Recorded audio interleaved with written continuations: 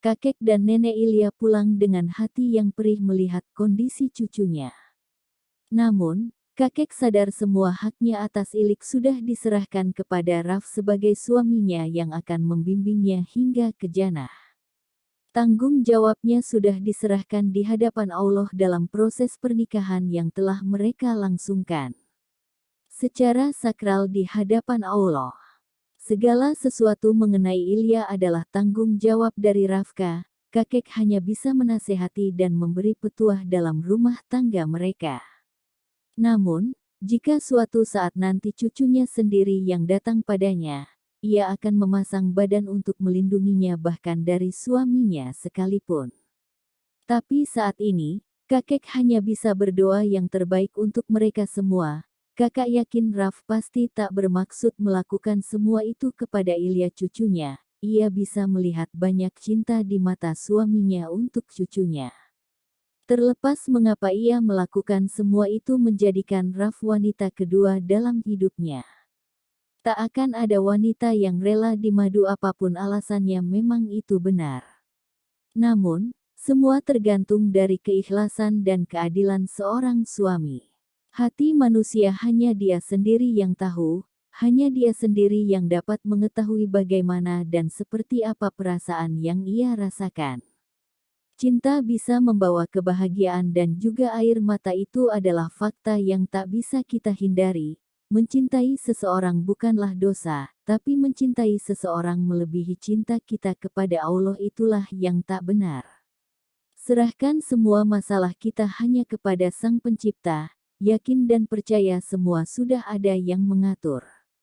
Begitu pula dengan jodoh, jika ia memang jodoh kita sejauh apapun dia, seberat apapun rintangannya pasti ia akan berada di samping kita menjadi pasangan kita.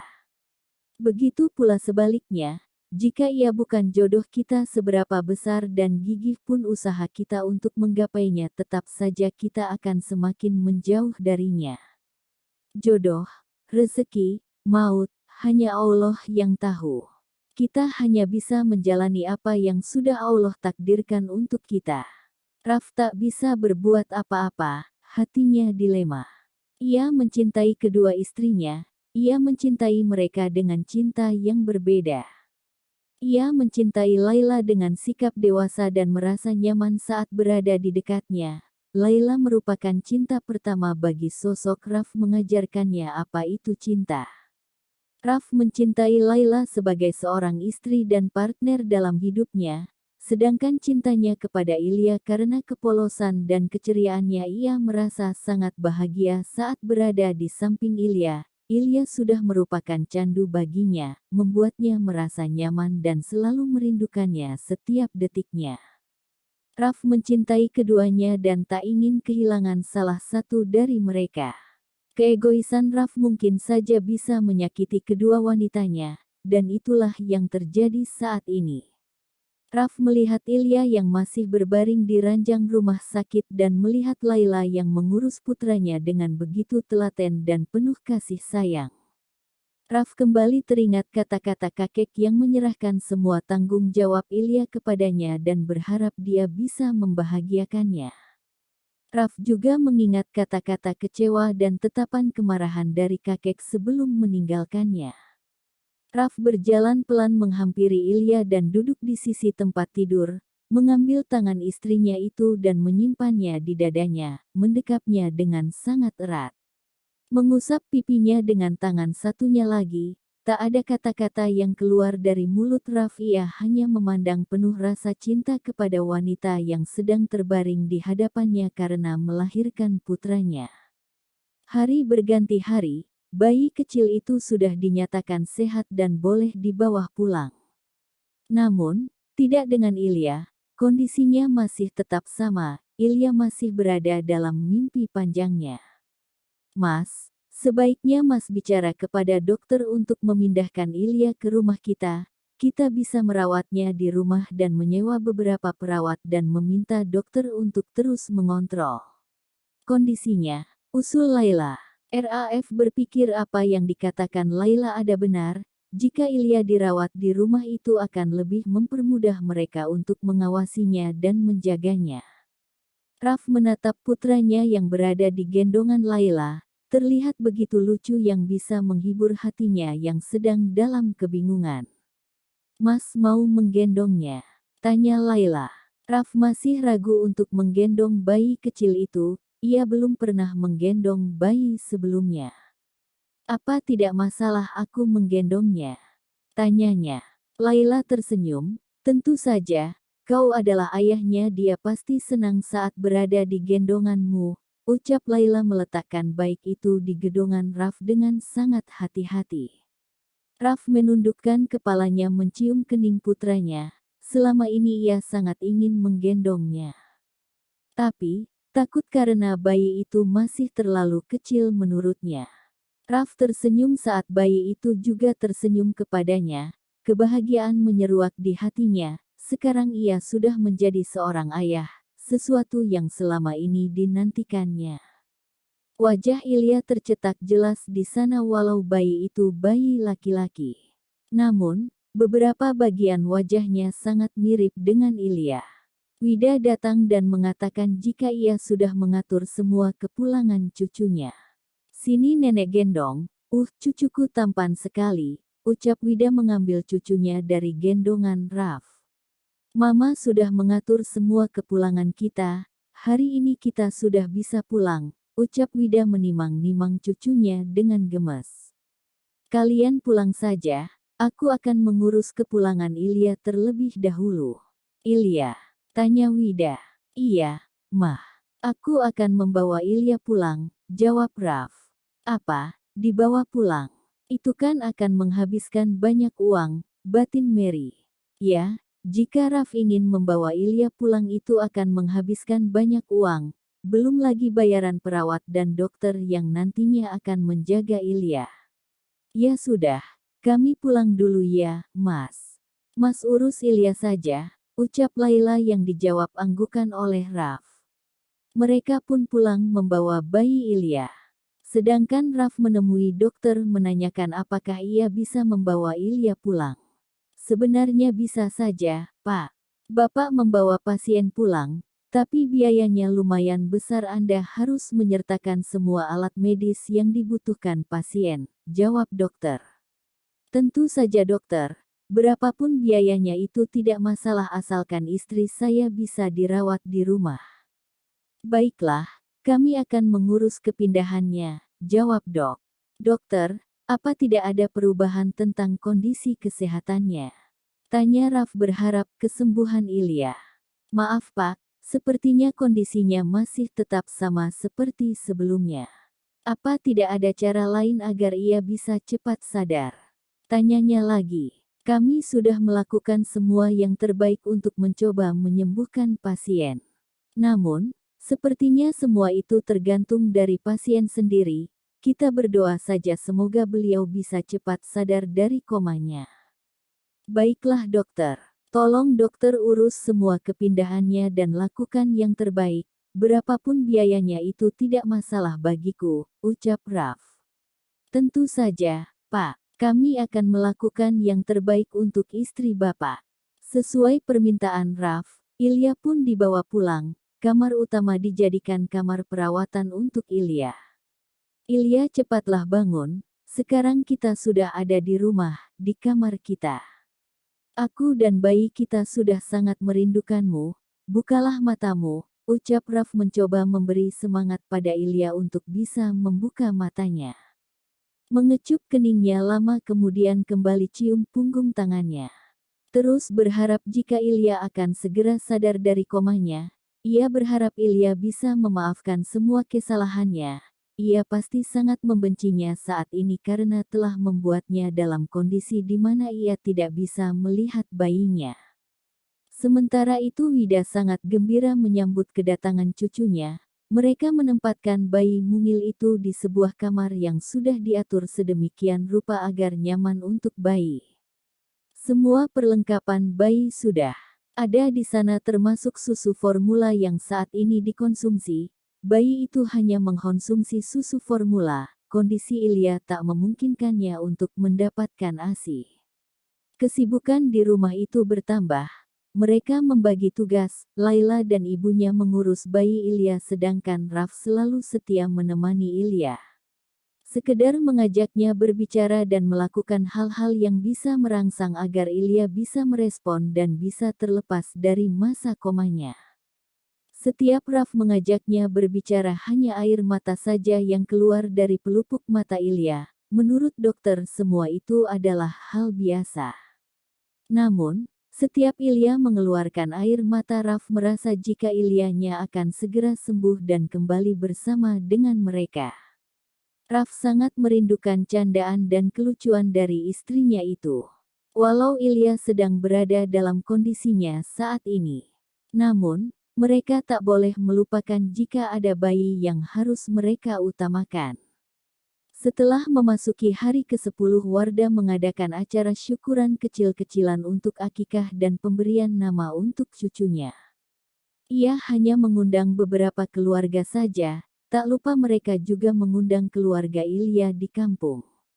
Merasa bersalah kepada keluarga Ilya, Wida dan Raf datang sendiri ke kampung mengundang mereka.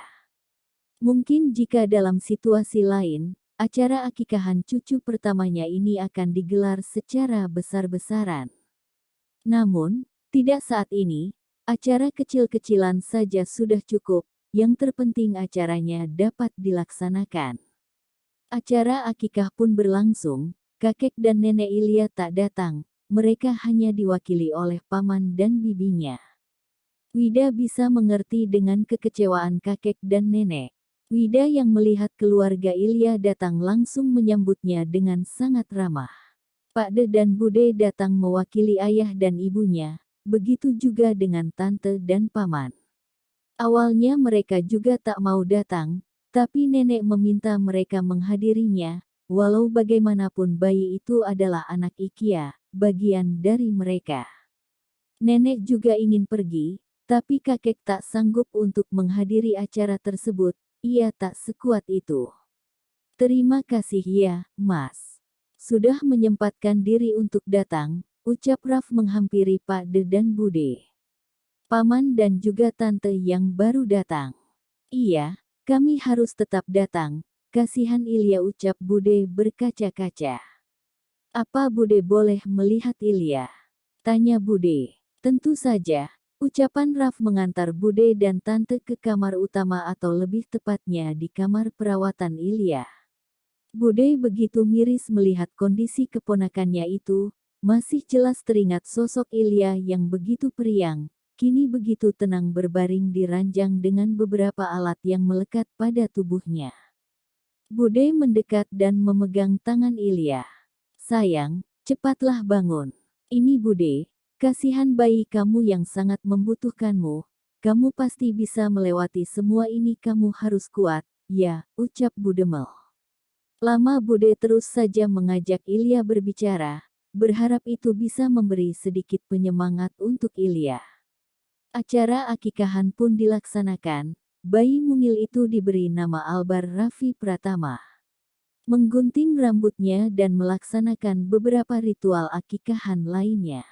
Acara yang biasanya dilakukan dengan senyuman dan tawa bahagia menyambut kelahiran keluarga baru mereka, kini ada air mata yang terus menetes. Buddha, sepanjang proses acara terus saja meneteskan air mata, meratapi nasib ponakannya, seharusnya ialah yang duduk di atas sana memangku bayinya dan bersanding bersama suaminya. Namun, kenyataannya ia hanya bisa berbaring tanpa bisa melihat acara yang sakral yang penting untuk putranya. Suaminya dan anaknya duduk bersama wanita lain. Dari kejauhan mereka terlihat pasangan yang begitu serasi, yang sangat bahagia. Laila yang duduk memangku seorang bayi yang sangat menggemaskan dan Raf yang duduk di dekatnya. Beberapa keluarga sudah mulai menyalami mereka, memberi selamat atas kelahiran bayi mereka. Setelah acara selesai, Pak De dan Bude langsung berpamitan pulang. Bude, bagaimana keadaan kakek dan nenek? Tanya Raf saat Bude mendekatinya. Kau tak usah mengkhawatirkan kakek dan nenek. Kami akan menjaganya dan menghiburnya, fokuslah untuk kesembuhan Ilya, ucap Bude. Sampaikan permohonan maaf saya pada kakek dan nenek. Aku akan berusaha menyembuhkan Ilya bagaimanapun caranya, jelas Raf yakin. Berusahalah, ucap Pak De menepuk bahu Raf memberi semangat. Raf, jika kelak Ilik tersadar dari komanya, Bude mohon sayangi dia. Ilya itu sangat lembut, rapuh. Mungkin biasanya dia terlihat kuat saat di luar. Namun, dia sebenarnya begitu lemah. Bude mohon bahagiakan dia, jika kau tak bisa membahagiakannya kembalikan dia kepada kami. Biarkan kami yang akan berusaha membahagiakan, ucap Bude. Raf hanya terdiam tak tahu harus menjawab apa. Bude mengatakannya dengan pelan dan lembut, tapi itu mampu membuat Raf tak berkutik. Acara pun selesai. Hari berganti hari, bulan berganti bulan. Namun, Ilya masih dengan kondisi yang sama. Dokter mengatakan jika kondisinya sama sekali tak ada perkembangan. Raf semakin resah dan merasa gagal. Raf bahkan mendatangkan dokter dari luar negeri, dokter terbaik di bidangnya. Namun, hasilnya tetap sama. 7 bulan kini sudah berlalu dan selama 7 bulan itu pula Raf mengesampingkan semua pekerjaannya dan mengurus Ilya. Saat makan malam, Raf, sampai kapan kamu harus seperti ini? Menghabiskan waktu hanya bersama Ilya sudah 7 bulan lamanya kau terus bersamanya, mengurusnya. Tanggung jawabmu bukan cuman Ilya saja, kamu masih punya Laila, masih punya pekerjaanmu dan juga bayimu. Tak bisakah kau mulai membagi semua itu, ucap Mary. Aku tidak melarangmu menjaga Ilya, tapi kamu harus pintar-pintar membagi waktu kapan kau harus bekerja, kapan kau harus bersama dengan Laila dan putramu, kapan kau harus bersama dengan Ilya, tambah Mary. Mama setuju dengan apa yang mertuamu katakan, kita tidak tahu sampai kapan Ilya akan bangun dari komanya. Bagaimana jika Ilya tak sadarkan diri berbulan-bulan atau bagaimana kalau dia tidak bangun selama bertahun-tahun? Apa kau akan terus seperti ini, ucap Wida. Tanpa kata bisa langsung meninggalkan meja makan, perkataan ibunya yang mengatakan jika mungkin saya Ilya akan tak sadarkan diri selama bertahun-tahun sungguh sangat membuatnya terpukul.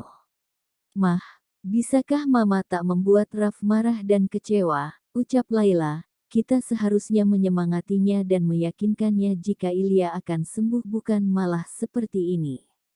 Lah, kita tak bisa menampik semua kenyataan, coba lihat rumah tangga apa yang kau jalani, kau juga ini istrinya bukan cuman Ilya, ucap Mary tak terima. Mah, Mama tahu kan kalau Ilya sedang sakit, wajar jika Mas Raf lebih mendahulukannya. Bukan berarti dia melupakan Laila.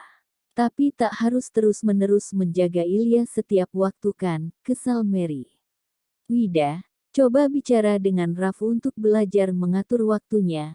Ini sudah 3 bulan, sudah cukup baginya untuk menyesal dan bersedih seperti ini. Wida berpikir memang benar apa yang dikatakan oleh Mary selama ini Raf hanya mengurusi Ilya dan melupakan akan semuanya, mencari kesana kemari dokter yang bisa menyembuhkan Ilya. Raf melupakan kewajibannya terhadap Laila dan juga putranya, mereka juga membutuhkan kasih sayangnya. Di kamar, Raf juga memikirkan hal yang sama, apa yang dikatakan oleh Mama dan mertuanya. Sudah 7 bulan ini ia menelantarkan ribuan karyawannya. Rizal sudah memberitahu jika kondisi perusahaan mereka semakin menurun. Pagi hari semua tercengang saat melihat Raf yang turun dengan memakai jas kantornya. Laila menghampiri Raf. Mas akan ke kantor? Tanyanya. Raf mengecup kening Laila, kucupan selamat pagi yang sudah lama tak ia berikan kepada istri pertamanya itu. Iya. Mulai hari ini Mas akan ke kantor, jawabnya kemudian ia menghampiri bayi kecilnya yang sudah terlihat gemuk dan mulai aktif. Membawa bayi itu ke gendongannya. Maaf ya, selama ini Papa mengabaikanmu, ucap Raf mencium seluruh wajah putranya membuat bayi itu tertawa. Gak apa-apa, Mas. Bayi kita pasti mengerti jika Mas lagi menjaga mamanya, kata Laila ikut bergabung dengan mereka. Sebaiknya kalian sarapan dulu, keburu sarapannya dingin, panggil Wida yang sudah duduk di meja. Mary tersenyum bahagia melihat tawa putrinya. Semoga kebahagiaanmu ini terus bersamamu, Ilya tetaplah dalam kondisimu, itu akan lebih baik, batin Mary sambil tersenyum bahagia membayangkan madu anaknya itu. Semua sudah kembali dengan rutinitas seperti biasanya. Raf sudah kembali aktif di kantor dan mulai membangun kembali bisnisnya, berusaha menjalin kerjasama dengan beberapa mitra yang sudah membatalkan kerjasama mereka. Kemampuan RAF dalam mengelola bisnisnya tak diragukan lagi, hanya beberapa hari ia aktif di kantor semua sudah kembali seperti semula. Laila juga sudah sibuk mengurus Albar. Begitu juga dengan Mama Wida, mereka berebut dalam mengurus bayi tampan dan menggemaskan itu, bahkan saat malam hari mereka akan bergiliran mengambil Albar untuk tidur bersama mereka. Mengkonsumsi susu formula memudahkan mereka mengurus Al bergantian. Tak jarang saat Al tidur bersama neneknya dan begitu Wida tidur nyenyak, Laila akan mengambil secara diam-diam dan membawa ke kamarnya. Begitu pula sebaliknya, saat Albar tidur di kamar Laila Wida akan mengambil cucunya, terkadang Raf protes dengan mamanya, tapi Wida tak menghiraukannya dan tetap membawa Al ke kamarnya. Tak jarang drama kaget karena bayi di sampingnya sudah menghilang saat pagi dialami mereka berdua, mengira bayi itu terjatuh saat mereka terlelap. Itulah rutinitas mereka setiap pagi, mereka akan saling berebut untuk memandikan bayi yang sudah semakin menggemaskan itu. Terlihat begitu gembul dan mulai aktif. Laila, kamu ngagetin Mama tahu, Mama pikir Al jatuh dari tempat tidur. Mama bangun tiba-tiba cucu Mama sudah tak ada di samping Mama. Mama sampai cari di bawah kolong tempat tidur, ucap Wida kesal. Walau sudah sering mengalaminya ia tetap saja kaget saat bayi di sampingnya hilang. Laila hanya tertawa menanggapi omelan mertuanya itu. Wida mengambil Al dari gendongan Laila. Laila, kan juga pengen tidur mah. Dengan Al ucap Laila memberikan susu. Kalian ini kayak anak kecil saja sih, yang saling berebut mainan, ucap Mary yang sejak tadi mendengar pembicaraan mereka. Mary mulai jengah melihat kelakuan mereka berdua. Raf datang menghampiri dengan pakaian kantornya. Bayi kecil itu seperti sudah mengerti jika Raf adalah papanya dan akan pergi bekerja. Albar langsung merentangkan tangannya ingin digendong. Raf langsung menggendong bayi kecilnya itu, mencium perutnya membuat Al merasa geli dan tertawa.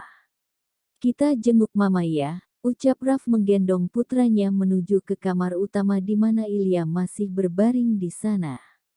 Raf meletakkan baby Al di samping Ilya dan membuka gorden agar matahari masuk ke dalam kamar itu. Raf menghampiri Ilya mengecup keningnya kemudian punggung tangannya. Ilya, kamu kenapa lama tidurnya? Al kangen nih sama kamu, lirihnya mencoba mendekatkan Al pada Ilya.